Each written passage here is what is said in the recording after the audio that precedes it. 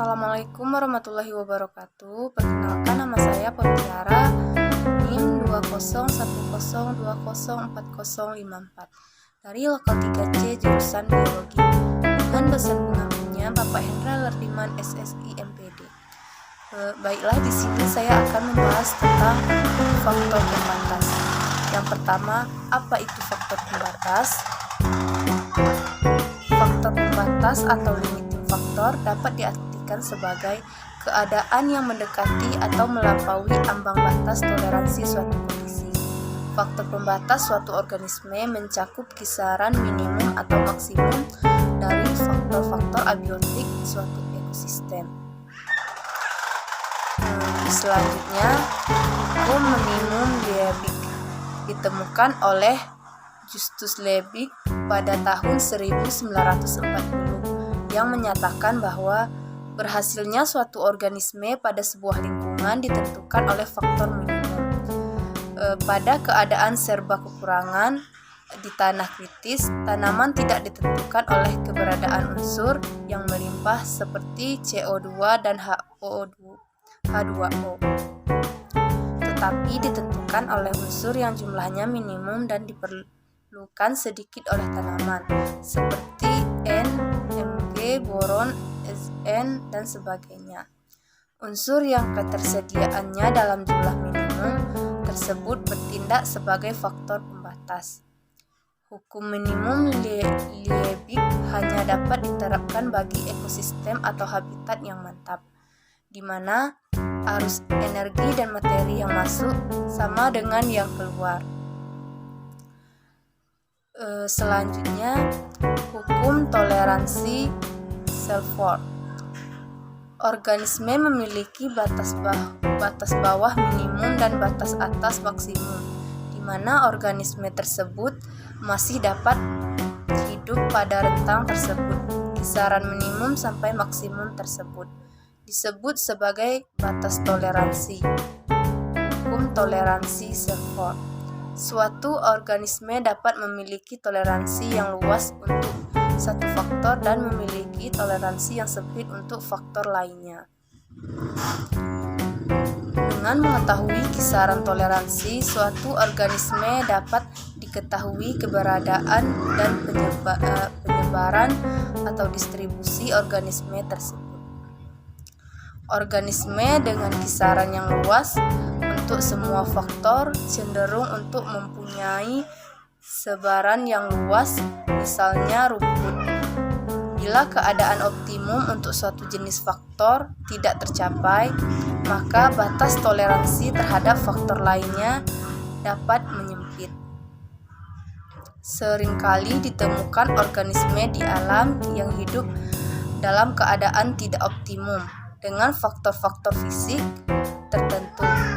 Contohnya, jenis anggrek tropik sebenarnya tumbuh lebih baik dalam sinar matahari penuh daripada di dalam ruangan. Selama temperaturnya sejuk di alam, anggrek tersebut tumbuh hanya dalam naungan sebab anggrek tidak tahan panas matahari langsung. Periode reproduktif seperti pada biji, telur, embrio, kecambah, larva, dan anakan biasanya merupakan periode kritis dan mempunyai toleransi yang sempit untuk semua faktor.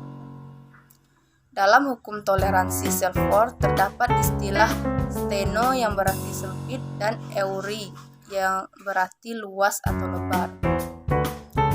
Selanjutnya, faktor pembatas. Faktor pembatas dapat dibagi menjadi beberapa macam, yaitu yang pertama, faktor pembatas fisik. Faktor pembatas fisik bagi suatu organisme kita kenal secara luas, diantaranya yang pertama ada cahaya matahari.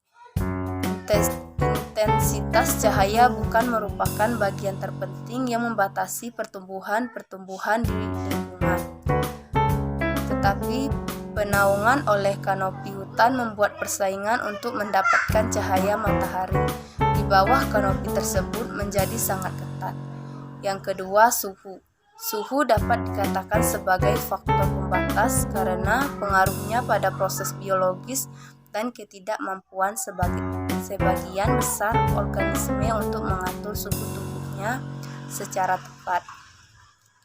Dan sebagai organisme tidak dapat mempertahankan suhu tubuhnya lebih tinggi beberapa derajat di atas atau di bawah suhu lingkungan sekitar.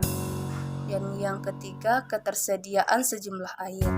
Air dapat dikatakan sebagai faktor pembatas ketika ada organisme yang hidup terendam di air. Tetapi ada masalah keseimbangan air. Jika tekanan osmosis intraseluler organisme tersebut tidak sesuai dengan tekanan air di sekitarnya, serta faktor yang lainnya. Faktor pembatas yang kedua yaitu faktor pembatas kimiawi dan non-fisik.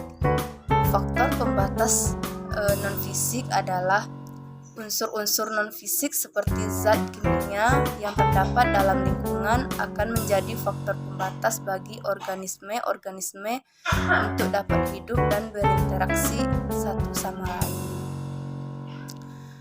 Faktor pembatas yang ketiga adalah faktor pembatas tipologi ekosistem dan indikator ekologi. Kehadiran atau keberhasilan suatu organisme atau kelompok organisme tergantung kepada kompleksitas suatu keadaan. Keadaan yang manapun yang mendekati atau melampaui batas-batas toleransi dinamakan sebagai yang membatasi atau faktor pembatas. Dengan adanya faktor pembatas ini, semakin jelas kemungkinannya apakah suatu organisme akan mampu bertahan dan hidup pada suatu kondisi wilayah tertentu. Selanjutnya, kisaran toleransi. Setiap organisme harus mampu beradaptasi untuk menghadapi kondisi faktor lingkungan. Abiotik. Hewan tidak mungkin hidup pada kisaran faktor abiotik yang seluas-luasnya. Pada prinsipnya, masing-masing hewan memiliki kisaran toleransi tertentu terhadap semua faktor lingkungan. Selanjutnya, hukum toleransi Selford. Setiap organisme mempunyai suatu minimum dan maksimum ekologis yang merupakan batas bawah dan batas atas dari kisaran toleransi organisme itu terhadap kondisi faktor lingkungan.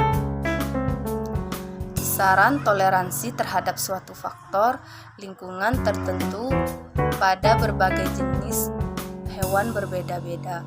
Ada hewan yang kisarannya lebar atau euri, dan ada hewan yang sempit atau steno. Kisaran toleransi ditentukan secara herediter. Namun demikian dapat mengalami perubahan oleh terjadinya proses aklimatisasi di alam atau aklimasi di labor. Sekian, wassalamualaikum warahmatullahi wabarakatuh.